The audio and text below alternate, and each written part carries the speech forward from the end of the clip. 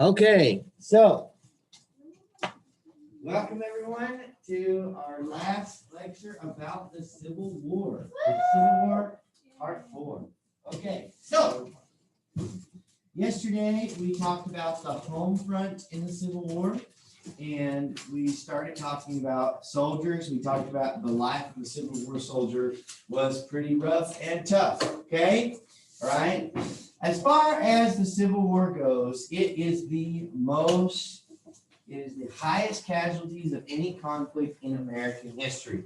Now, part of that comes from the fact that we count the casualties on both sides together because they're all Americans. Okay, so the most Americans die in the Civil War out of any war, partially because they're all Americans. So every battle, you count both sides. Okay? Upwards of 750,000 men died in the war. Okay? The conflict lasted for nearly 5 years, claiming more than 500 lives each day on average. But the war's carnage didn't unfold gradually. The scale of the violence increased as the conflict ground on. And much of the dying came in staggering, appalling surges at places thereafter synonymous with death. Places like Bull Run, Shiloh, Antietam, and Gettysburg. Okay? As the conflict increases, more and more people die. Part of the reason why there's more and more death in the Civil War than any war before it is because of the advancements in technology. Okay? Smoothbore muskets get replaced with rifles. Okay? Rifles firing a new type of bullet called the mini ball, which was kind of shaped like a bullet would instead of just a sphere. Okay, like a modern bullet has a point, the mini ball. It could fly farther and straighter and faster, or more accurate than a musket shot could. Okay, this increased the likelihood that someone's going to get shot and killed when they are charging at enemies. Okay, but they fought with the old style techniques of fighting, where lots of soldiers would pack together real tightly and shoot all together like they did back in the Revolutionary War, but now the rifles are way more deadly. So this leads to higher and higher casualties.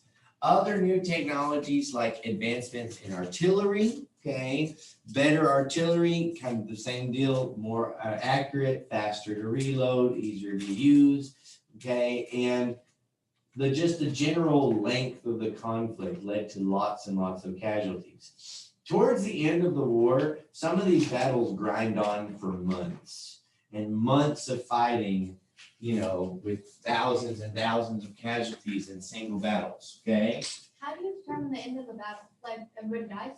Well, so that's a great question. Okay, so there's different ways to determine a battle winning. The old-fashioned traditional battle, like back Revolutionary War style, okay? 2 armies meet on a field, they duke it out for a while, one army runs away, the other army chases them off, the running army loses, the chasing army wins.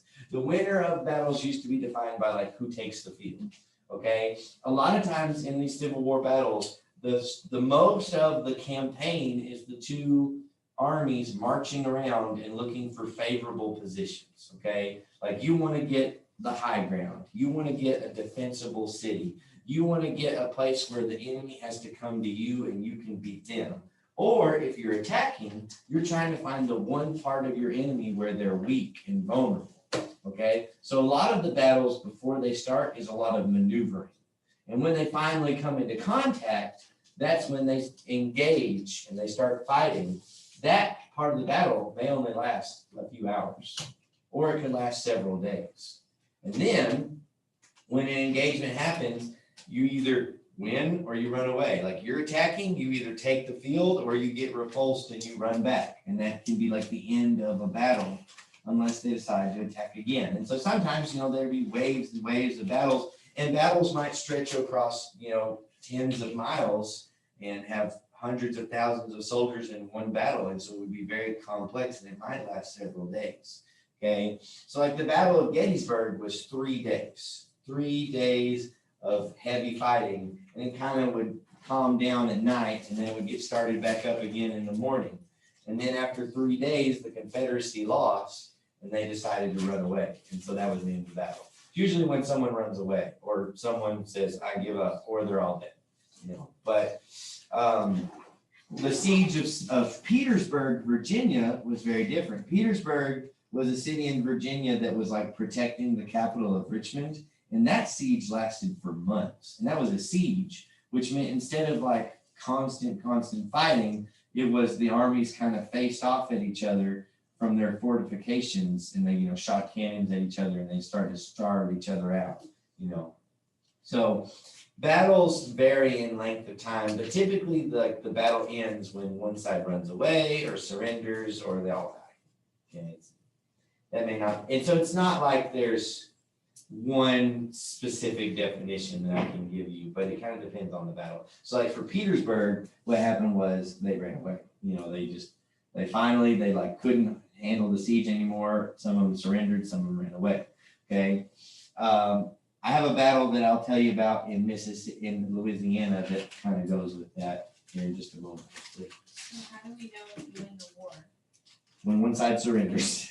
Okay. So even if like one side won almost all the battles, if they surrendered, the other side won. Well, that happens with the American Revolution, you know, at the beginning. You know, when it comes to like battles, the British won a lot of battles. But the thing is that they couldn't completely force the Americans to surrender. They kept fighting. They kept fighting. They lived to fight another day. And that was like with George Washington. He would retreat and live to fight another day, which technically meant he lost the battle. But he was winning the war, because if he tried to win a battle and he lost all his soldiers, then the war is over. You know, he uses up everything for one victory, and then the war is lost. So strategy kind of depends upon the war. In the Civil War, the South, they want to either win one big spectacular battle and convince Britain and France to join their side, or make the war so miserable for the Union that they give up. Meanwhile, the Union is subjugating the South. So they are trying to occupy all the territory, destroy the armies, and, you know, enforce federal law in the Confederacy. So like their goals in the war are different. So winning for the North is conquering, whereas winning for the South is surviving. The war was very, very, very awful. Okay, and I mean, that's how all wars are. But this war in particular is noted for its carnage. And soldiers who were often in the battlefield really had a hard time conveying their experiences to civilians. And that still exists today. Okay, combat is something that you can't understand unless you go through it. And when someone goes through it, you know, you're likely not to survive. And you're likely to carry the scars and weight of combat for the rest of your life. They didn't have the word PTSD, or post-traumatic stress disorder, back during the Civil War, but it existed, okay? And, you know, people leave the battlefields with scars that you can't see. Lots and lots of people have to deal with a lot of death, okay? And there is a lot of death in the Civil War. But there are some interesting things that happen because of this. There's like a whole business of, you know, grave digging and cleaning up the bodies after a battle is over. And one thing that happened is we actually get sizes for clothing and shoes because of this. You see, before the Civil War, shoes and clothing were made custom. Okay, you want a shirt, you get your measurements done, and they make a shirt for you. Okay. All right. And so, you know, or your mom or whoever sews you a shirt or makes you pants, and they were like fit to each person. But when the Civil War happened, you got to make lots and lots of uniforms for soldiers. You have to be more standard. And then when you have lots and lots of dead bodies, it's easier, like you can take more measurements. And so actually like data comes from the Civil War that tells us that, like, you know, there are certain particular sizes that most people are. And so they come up with like standard shoe sizes, standard like pants sizes, standard shirt sizes, those sorts of things. Okay. So interesting to me, but kind of weird, you know, one of those weird little side chapters. Sizes are weird. What? Sizes are weird. Sizes are weird. Like, how do you know, like, because there's like, you know, certain people tend to be certain sizes, and, you know, they just kind of make them, you know, they always skip the odd numbers or whatever, like, you know, or at least for pants. You know, it's like you can buy a 32-inch waist or a 34-inch waist, but not a 33. I don't know. For Anyway. girls, like Girl sizes don't even make any sense at all. Junior sizes are uneven, and women's sizes are even. It's just weird, okay? That doesn't make any sense, but anyways, all right. Guys' pants make sense. You have the waist length and the I don't even leg know. length. Yeah, it's like two numbers, okay? Like the first number is how wide it is, the second number is how long it is, okay? For girls' pants, it's like tall, long, short, or like in random numbers, and it doesn't make no sense. Just anyways, we're moving on. All right, so how does the Union win the war? That's really what we need to talk about today. The high tide of the Confederacy happens in 1863. This is the turning point in the war. 1861, 1862, the Confederacy is winning most of the time. But by 1863, we have the turning point, okay? The two major battles are Gettysburg and Vicksburg, okay? In July of 1863, Robert E. Lee makes another attempt, or rather, in the summer of 1863, Robert E. Lee makes another attempt to invade the Union, okay? So he invaded the Union at the Battle of Antietam, and they had a draw, okay? So he gets thrown back.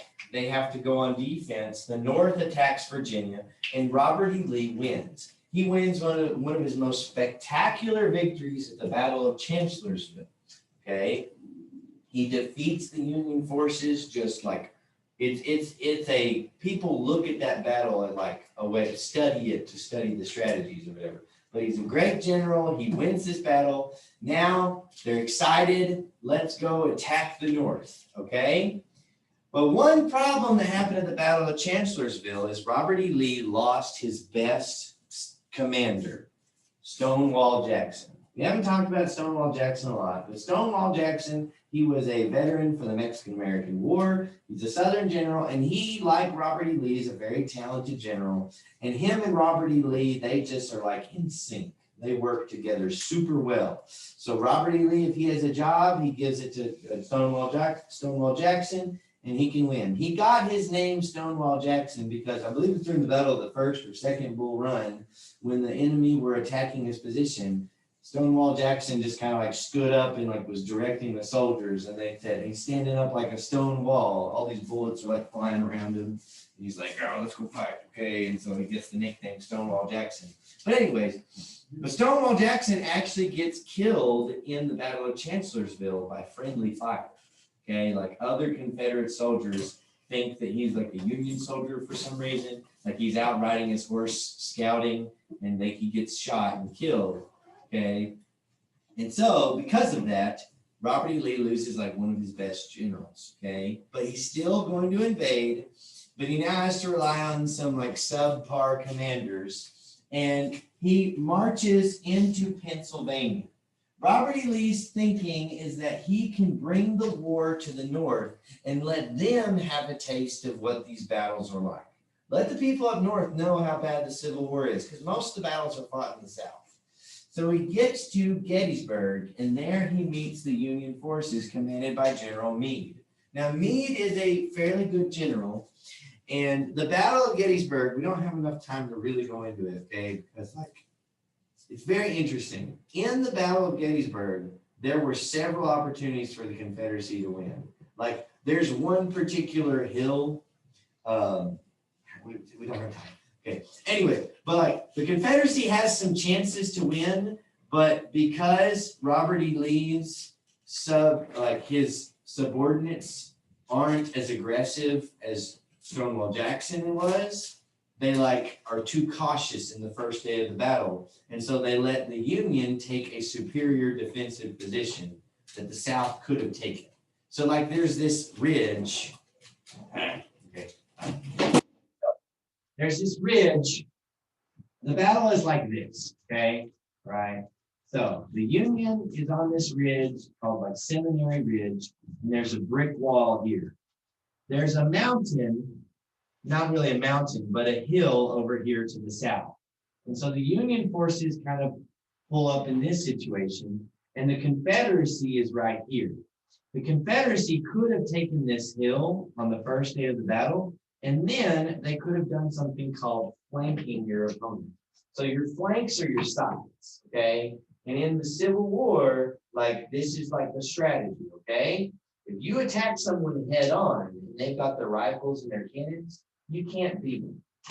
But if you attack from the side, then you can defeat them much easier. Because if the army is spread out this way and you attack from the side, you only have to deal with this.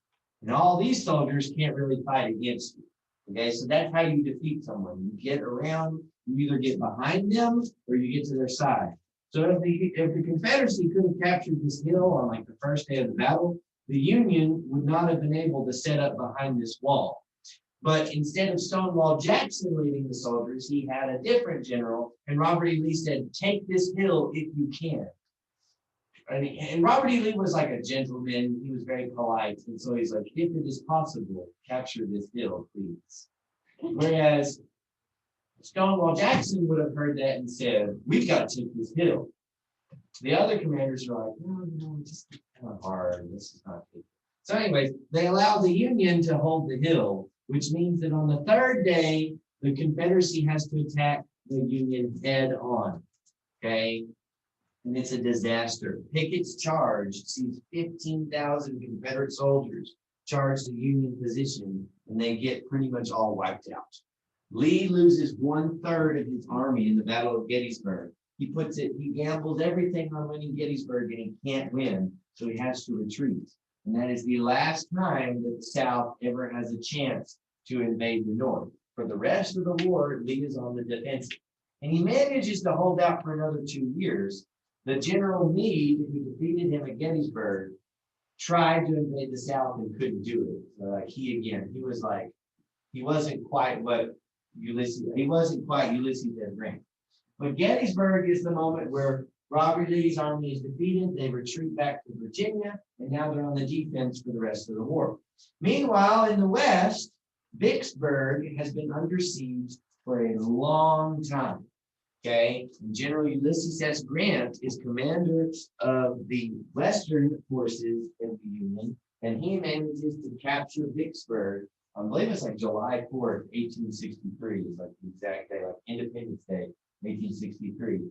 There, for many years, like even just recently, people in Vicksburg, like, and a lot of people in the South would not celebrate July 4th, like, because there's another battle in Tennessee called Chattanooga that also happened right around that was the U.S. anyway. But they would not celebrate July 4th because it was like, that was the day they lost the battle and they lost the Confederacy. But anyways, so Vicksburg, Mississippi falls in July of 1863, the same month the Gettysburg victory happens for the Union. So July 1863 is a turning point. That same month, the southern fort on the Mississippi River, Fort Hudson, also falls.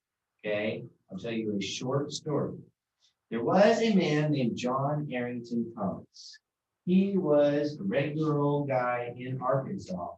And in the Civil War, he joined a regiment called the 15th Arkansas Regiment. He fought at the Battle of Fort Hudson. That battle happened in the summer of 1863, and it lasted for 2 months. Okay, a long battle where that fort was under siege. Okay, in the sweltering heat of Louisiana, right on the coast, for like 2 months, they endured constant shelling. The 15th Arkansas Regiment lost 80% of the soldiers in that regiment.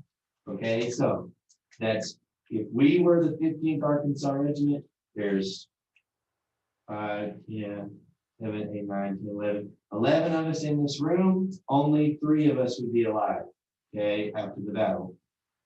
So, okay, one of those men that survived when they surrendered was John Arrington Thomas. Now, during his time in Louisiana, John Arrington Thomas, a boy from Arkansas, was in the city of Natchitoches, Louisiana, probably before the Battle of Fort Hudson. While he was in the city of Natchitoches, him and his buddies, they were looking for water, and they stopped at a well, and there was a young girl who was, operating a well, and she helped, give the soldiers some water. And John and this little lady, Miss Anaya, okay, Miss Anaya, her name was Miss Anaya White and John Arrington Thomas. They talked and they had a good time and they talked about stuff. And then after they went on and he did his battle stuff, but he told all his friends that after the war he was going to marry her. After they surrendered at the Battle of Port Hudson, when he was released and discharged from the army, he went and married her. And then they moved right outside of Sulphur Springs, Texas, and started a farm, had like 9 kids, and they started a community called Thomasville in North Texas. He had some kids, and they had kids, and they had kids. And that is my great-great-great-grandfather. That's so what? John Arrington Thomas. Probably Presley is also related to him too. Okay. So anyways, yeah, he's on the veterans wall. John Arrington Thomas. That's very cool. Yeah. Anyways, his daughter, he had lots of daughters, but one of his daughter, her name, she married H.P. Hill, Henry Pulaski Hill, and then they had Sid. Let's see. Well, we can do family history stuff later. But anyway, like that's the line that, like, you know, okay, which is related to y'all somehow. We share some great things. Anyway, so there you go. You know, your Civil War roots right there. Wow. Okay, anyways, but that all happened at the same time. Vicksburg fell, Port Hudson fell, and the Mississippi River is captured by the Union. The Confederacy is cut in half. Okay? The Confederacy is cut in half, and Grant gets promoted to be in charge of all the Union armies. It takes a little while after that because then he has to he captures Chattanooga later. Okay, after he captures Vicksburg, and then march into Chattanooga, and basically Tennessee is captured. Okay, and now the North has cut up the South into 2 parts, and Grant is put in command of the Union armies. Now, if you look at just pure skill, Lee is still probably a better commander than Grant, but Grant is very aggressive and willing to fight. And Grant has such an advantage of numbers at this point by 1863, 1864. See, when the South lost all those soldiers at Gettysburg, they couldn't replace them. Does that make sense? Those soldiers that have been trained and fighting and talented soldiers, they're dead. And they couldn't find more because they were running out of people. Meanwhile, the North is raising new armies every day. And so they can't compete. Okay? Grant has way more soldiers than Lee does. And so Grant launches a summer offensive in 1864. And it is a really, really grueling war. Lee attempts the strategy of attrition. 1864 is an election year. The United States has a presidential election.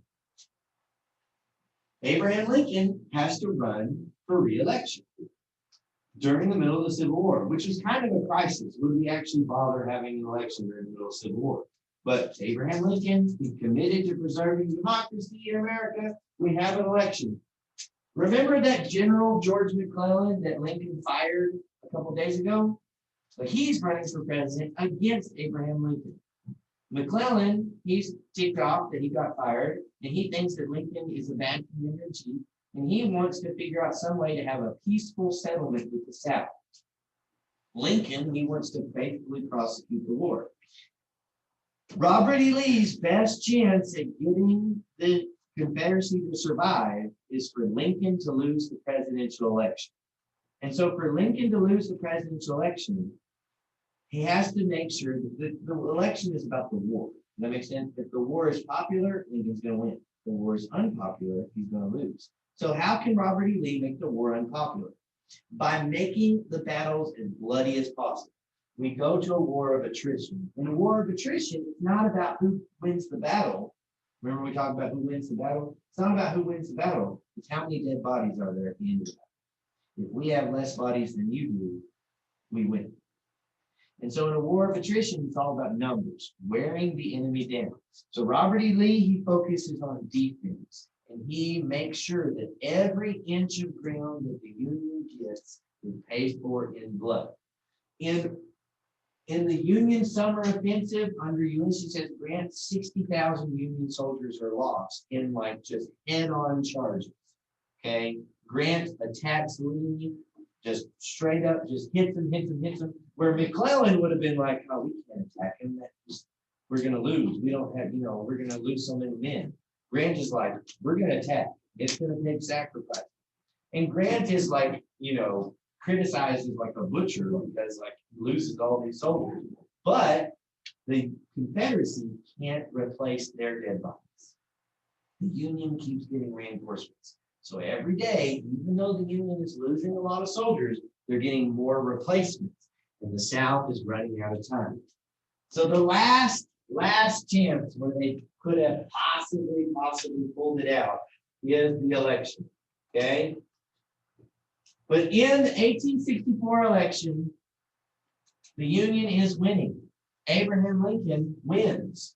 American soldiers get to vote in the election, and they overwhelmingly large number of American soldiers pick Abraham Lincoln over their former general, George McClellan.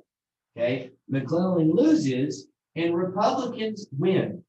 Abraham Lincoln is now got a mandate for the people to finish this war. And Republicans in Congress are calling for a constitutional amendment to end slavery. And this energizes the forces fighting for the Republicans and fighting for Abraham Lincoln to win the re-election.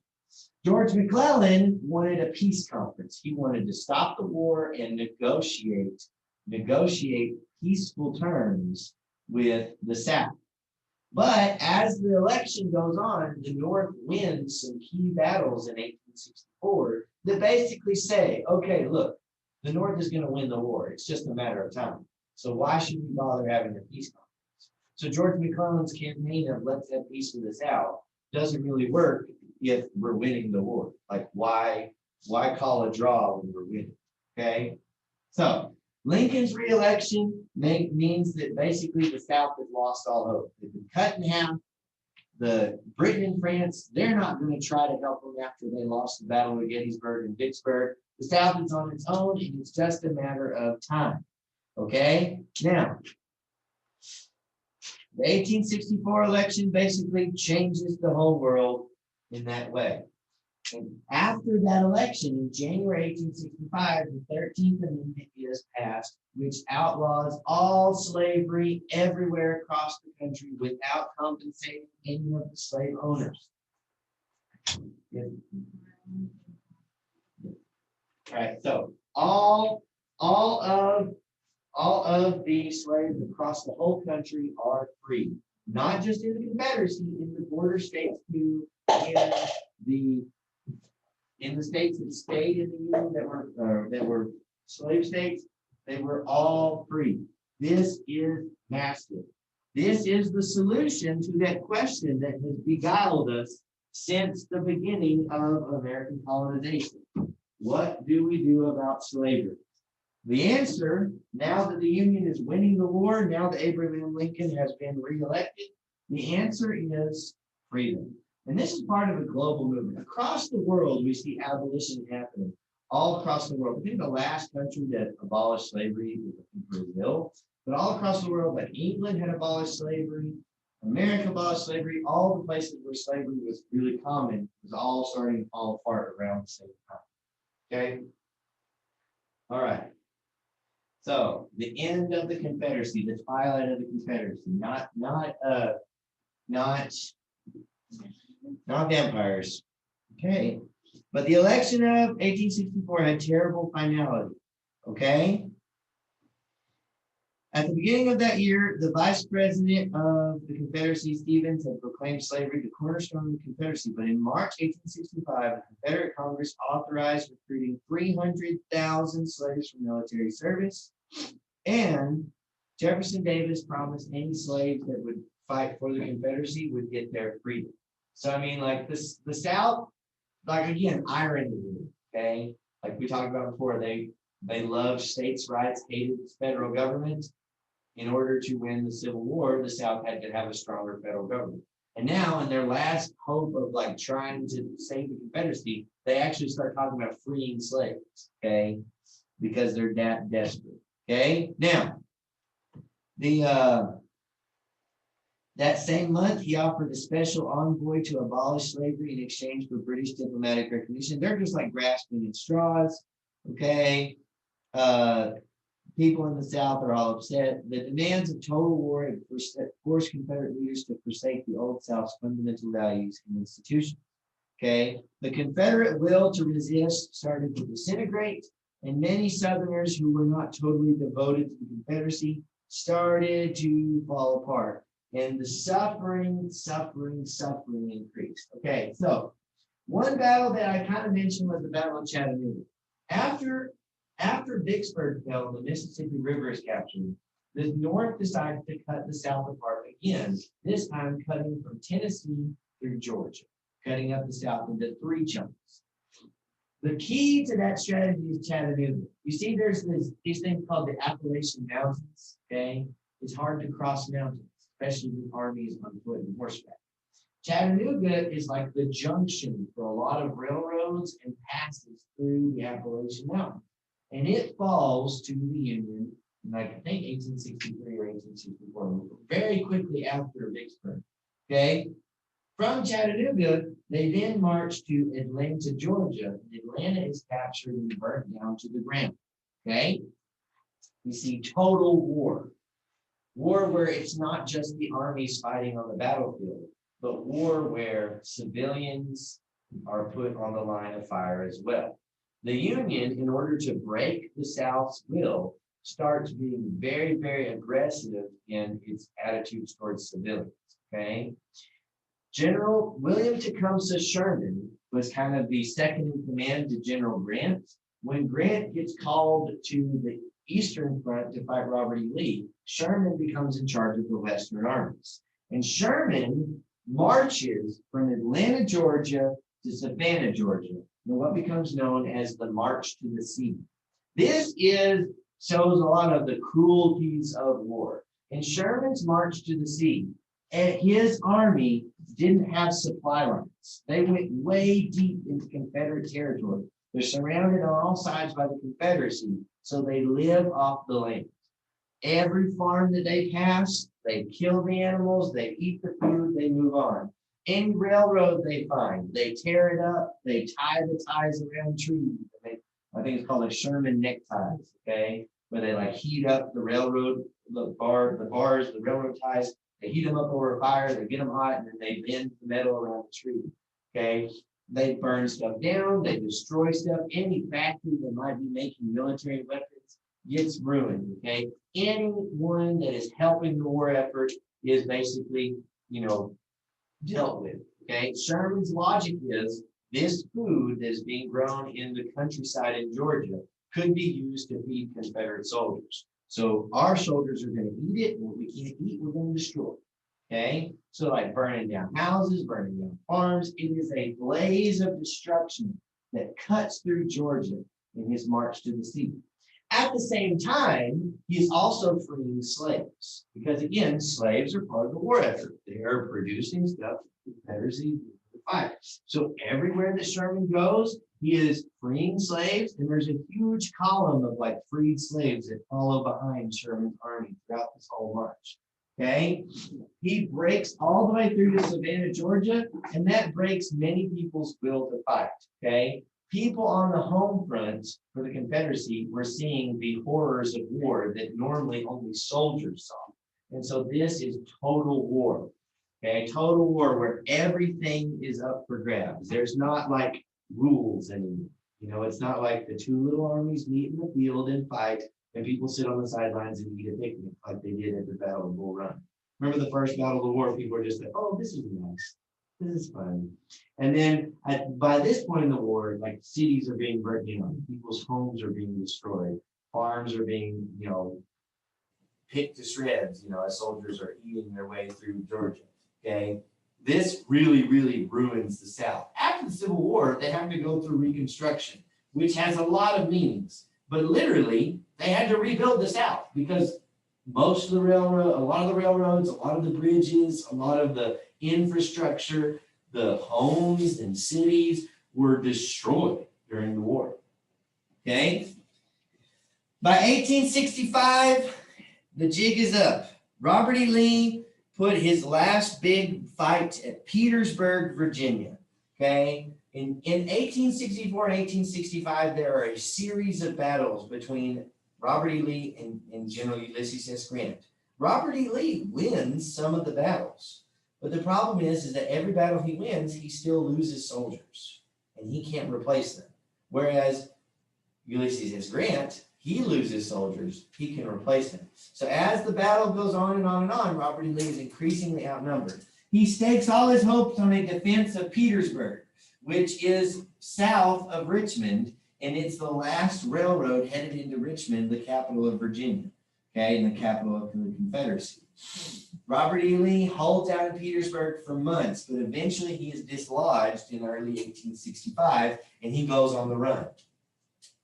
There is a chance that the Civil War could have turned into something really nasty in guerrilla warfare, okay? Guerrilla warfare is when, we talked about this before, you don't fight open battles. You like hide out in the woods, you attack your enemy, little bitty hit and run attacks and just wear them out. It's what Americans did to the British, okay? And that could have dragged on for a long time. If Robert E. Lee had wanted to, he could have like made his army scatter and just like start harassing Union soldiers and fighting a war that could have lasted for several more years. And they probably wouldn't have won, but they could have, made it a lot nastier.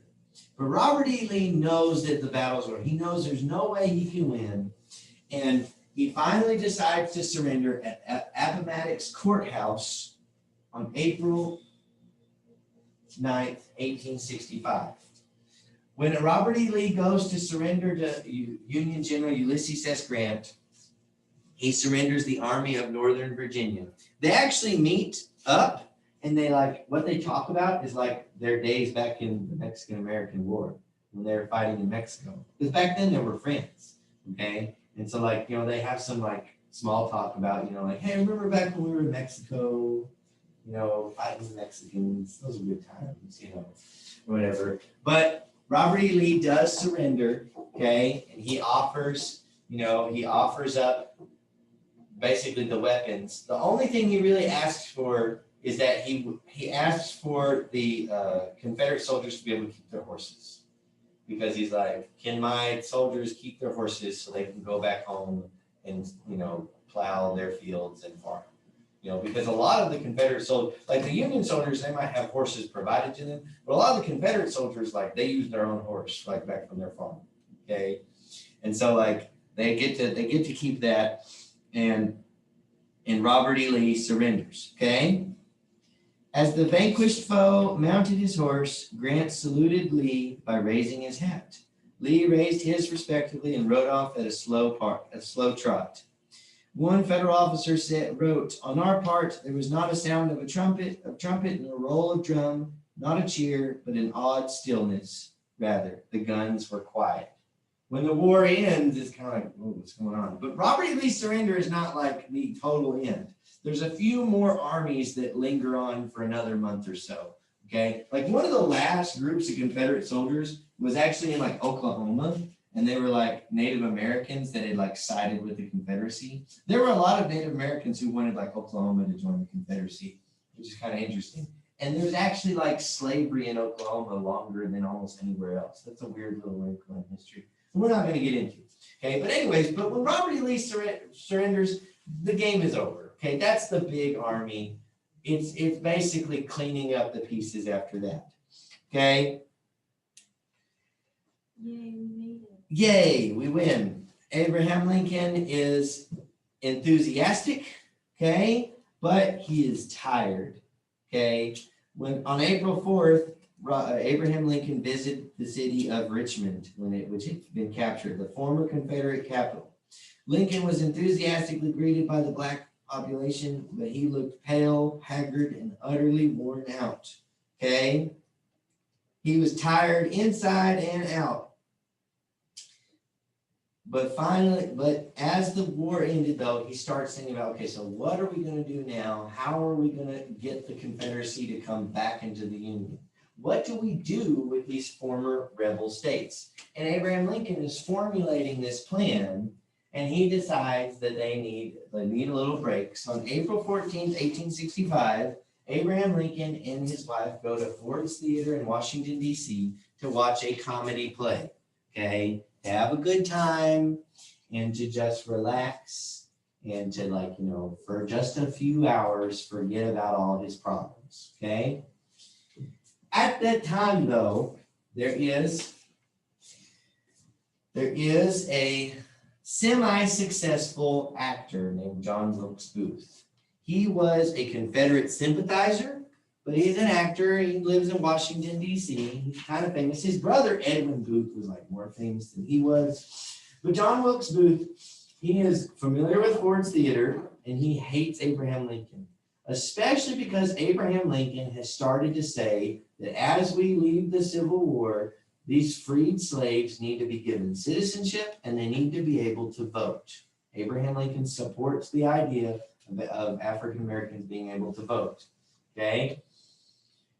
John Wilkes Booth, he did not like that at all. He hates that idea. And so he and a ring of assassins come up with a plan to just kill the head of the Union government as a last ditch effort to save the Confederacy. Maybe if we can kill the president, the vice president, all the big people in government, maybe the Confederacy has a chance. And so on the night that Abraham Lincoln is assassinated, there's assassination attempts on like the vice president and a few other people in U.S. government that fails. But during the play, John Wilkes Booth comes up behind Abraham Lincoln in his private box, and he timed it to be at a moment when everyone was laughing in the play. He knew that the play was a comedy, so as a joke was pulled, like at the punchline of a joke, he shoots Abraham Lincoln in the back of the head. He jumps out of the balcony onto the stage, and he actually like breaks his foot or breaks his leg when he falls. But he has like this big plan, and he says, "Sic semper tyrannis," which is Latin for "thus always to tyrants," because John Wilkes Booth thought Abraham Lincoln was a tyrant. And people are like, "What's going on?" And then he runs off, and then they realize that the president is shot. They carry the president across the street to somebody's house. They try to provide him medical care, but he passes away that night. Andrew Johnson, the vice president, becomes president.